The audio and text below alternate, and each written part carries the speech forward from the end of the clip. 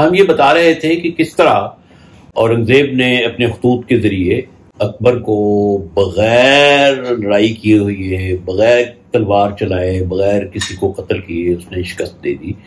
تو میں یہ بتا رہا تھا کہ راجپوت بھاگ گئے، اور جب صبح اٹھا اکبر تو اس کے پاس صرف 350 لوگ تھے، کیونکہ جو باقی لوگ تھے وہ اورنگزیب کے پاس چلے گئے تھے راجپوتوں کے بعد۔ اب سب کو یہ صاف صاف پتہ چل رہا تھا کہ بغاوت جو ہے وہ ناکام ہو گئی ہے۔ اورنگزیب نے فوراً ایکشن لیا، اور وہ جو 4 علماء جنہوں نے فتویٰ دیا تھا اکبر کے بادشاہ ہونے کا، ان کو بلایا، تختوں پر لٹایا اور ان کو کوڑے مارے۔ اس کے بعد اس نے جو اس کی بیٹی تھی زیب النساء، جو بھائی کا ساتھ دے رہی تھی اس بغاوت میں، اس کو بھی سلیم گڑھ کے قلعے میں قید کر لیا۔ باقی جو لوگ تھے ان کو بھی سزائیں دیں، اور اکبر کا نام بادشاہ نے اکبر کے بجائے ابتر رکھ دیا، اور اپنا جو دوسرا بیٹا تھا معظم اس کو بھیجا اس کا تعاقب کرنے کے لیے۔ تو معظم نے بادشاہ سے پوچھا کہ اس کو ہو سکتا ہے وہ لڑائی میں مارا جائے، تو اورنگزیب نے کہا کہ ہاں ٹھیک ہے، اس کی کوئی پرواہ نہیں ہے۔ بہرحال اکبر فرار ہو کر راجپوتوں کے پاس گیا اور ان کو یقین دلایا کہ یہ سازش تھی اورنگزیب کی، میں نے تمہارے ساتھ کوئی دھوکہ نہیں دیا۔ تو جب راجپوتوں نے دیکھا کہ خود اکبر جو ہے اس کا تعاقب کر رہا ہے اس کا بھائی معظم اورنگزیب کے کہنے پر، تو وہ قائل ہو گئے کہ ہاں یہ بے قصور ہے۔ تو راجپوت جیسا کہ ہم سب جانتے ہیں وہ بہت وفادار اور لائل ہیں، تو انہوں نے اکبر کو اپنی پناہ میں لے لیا، اور اکبر جو تھا وہ گوا کے علاقے میں چلا گیا شمبھو جی کے پاس۔ شمبھو جی اس وقت مرہٹوں کا بادشاہ کہہ لیں یا سردار کہہ لیں، اور وہاں اس کو محل دے دیا گیا اور 300 روپے روزانہ کے حساب سے دیے گئے۔ وہاں وہ ایک لحاظ سے ان کا مہمان سمجھ لیں، یا وہاں پر اس نے ایک پناہ گزین سمجھ لیں۔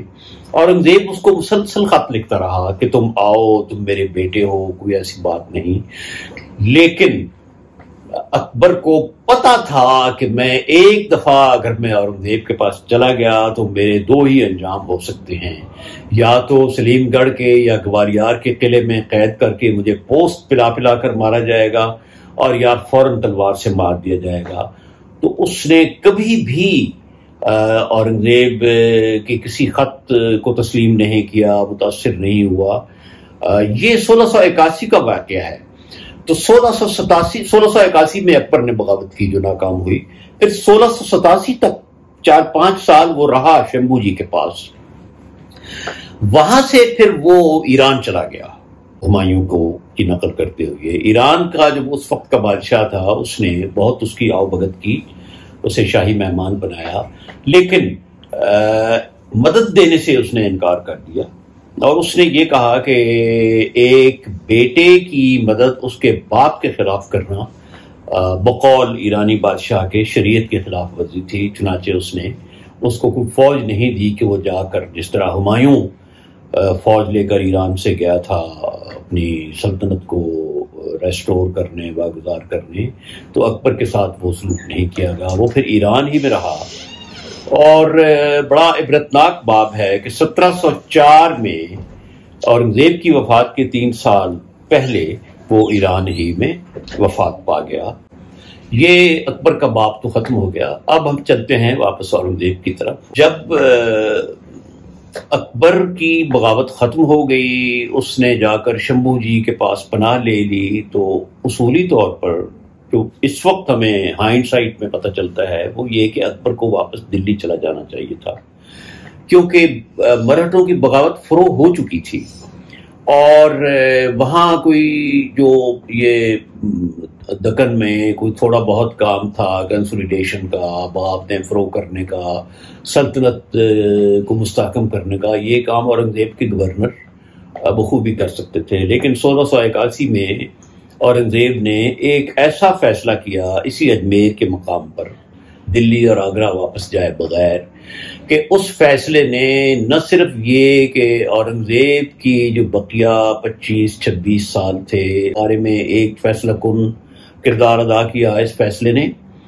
بلکہ یہ کہنا چاہیے کہ مغلوں کی پوری تاریخ اور اس کے بعد جو انگریزوں کی آمد تھی اس تک اور اس کے بعد بھی اس فیصلے نے تاریخ میں بہت ہی اہم کردار ادا کیا، یہ 1681 میں اکبر کی بغاوت فروغ کرنے کے بعد اورنگزیب کا یہ فیصلہ تھا کہ میں وہیں سے جاؤں گا دکن. وہ واپس کیپٹل کی طرف نہیں مڑا، حالانکہ بغاوت فروغ ہو چکی تھی، لیکن شمبھو جی کے پاس جو اکبر نے پناہ لی ہوئی تھی وہ اورنگزیب ٹھنڈے پیٹوں نہیں برداشت کر سکا.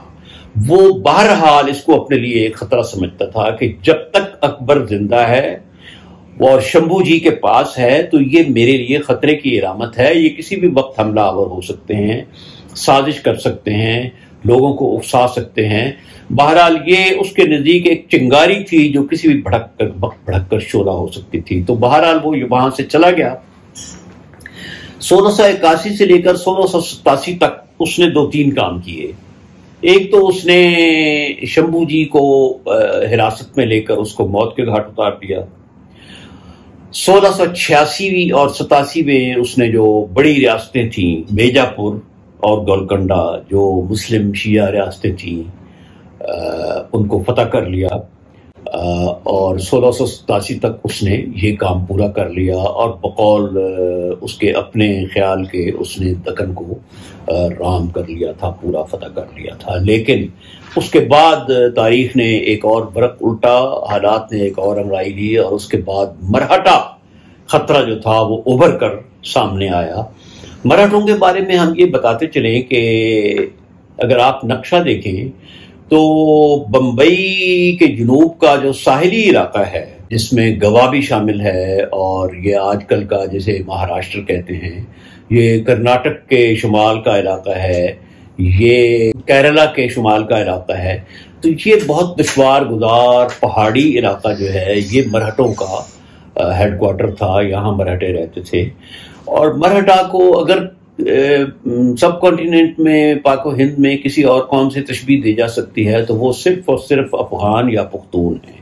جس طرح یہ لوگ سخت جان ہیں افغان، اور غیرت بھی ہے ان کے اندر، انتقام کا جذبہ بھی ہے، احسان بھی مانتے ہیں، لائلٹی بھی ہے، تو یہ ساری چیزیں مرہٹوں میں بھی ہیں. یہ بڑے سخت جان تھے، انتقام لیتے تھے، وعدے کا پاس کرتے تھے. تو یہ ان کا اس وقت شمبھو جی کی موت کے بعد شاہ جی بھونسلے جو تھا وہ اس کا ظہور پذیر ہوا. وہ بہت زیادہ کوئی طاقتور تو نہیں تھا، لیکن وہ عادل شاہ کا بھی رہا، ملازم رہا، پھر گولکنڈہ والوں کا بھی ملازم رہا. اس کا بیٹا تھا شیوا جی. تو شیوا جی جو تھا وہ آہستہ آہستہ اس نے عروج حاصل کرنا شروع کیا. پڑھا ہوا وہ بالکل نہیں تھا. شروع کا جو اس کا کیریئر کا آغاز تھا وہ چھوٹے موٹے ڈاکے مارنا، چوریاں کرنا، اس طرح ایک جو ہوتا ہے اٹھائی گیرا قسم کا آدمی یا دادا گیر قسم کا آدمی، وہ اس طرح کا کیریئر تھا اس کا. اور اسے کسی نہ مغلوں نے کوئی اہمیت دی، نہ اس کو عادل شاہ نے کوئی اہمیت دی، نہ گولکنڈہ والے نے کوئی اہمیت دی. یہ ہم ظاہر ہے کہ اورنگزیب کے تخت نشین ہونے سے پہلے کی بات کر رہے ہیں، یہ شاہ جہاں کے آخری ایام تھے درمیان کے. تو شیوا جی نے پھر آہستہ آہستہ اس نے قلعے فتح کرنا شروع کر دیے.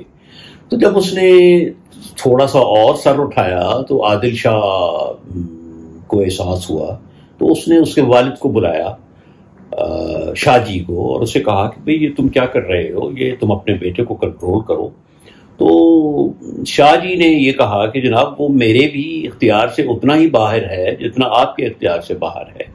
بہرحال یہ وجہ تھی یا کوئی اور وجہ تھی، عادل شاہ نے شاہ جی کو کچھ سالوں کے لیے اپنے پاس رکھ لیا یا قید کر لیا یا یرغمال بنا لیا، اور اس 6-7 سال کے عرصے میں شیوا جی بھی نچلا بیٹھ رہا. یہ جو کچھ عرصہ قید رہا، اس کا باپ شاہ جی عادل شاہ کے تصرف میں رہا. مہمان سمجھ لیں یا یرغمال سمجھ لیں یا قیدی سمجھ لیں، یہ نچلا بیٹھا رہا، اور اس نے کوئی خاص کارنامے سر انجام نہیں دیے، کوئی فتوحات نہیں کی، کوئی لوٹ مار بھی نہیں کی. لیکن اس کے بعد پھر یکدم یہ اٹھا، اس نے انگڑائی لی اور اس نے قلعوں پر قلعے فتح کرنے شروع کر دیے. اور یہ وہ وقت تھا جب عادل شاہ نے شیوا جی کو سیریسلی لینا شروع کیا. اور اس کے بعد کیا ہوا، یہ بہت ہی دلچسپ بات ہے، یہ ہم آپ کو اگلے ایپیسوڈ میں بتاتے ہیں.